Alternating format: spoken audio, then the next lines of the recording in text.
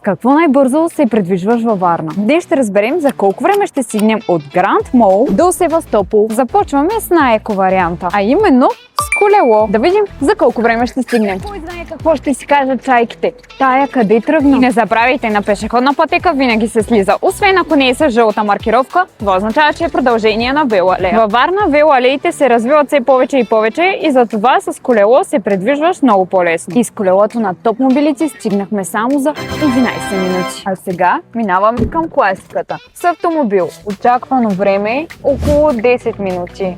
Да бе, ама друг път. Гледай го ската от Хасково как спря.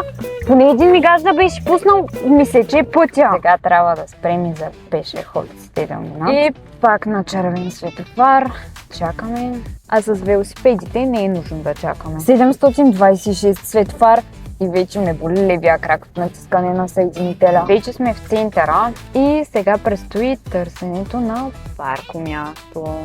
Може би поне още 10 минути. Наистина ще си е чист късмет да намериш центъра на Варна паркомясто. А до сега колелото щях да съм се го оставила и вече да съм си на центъра. Паркирахме след 15 на минути търсене на паркомясто. Сега имам поне още 10 минути ходене до центъра, плюс трябва да пусна SMS за зона. Топмобилите се движи свободно и не зависиш от никого. Напишете ни долу в коментарите с какъв транспорт да го сравним следващия път.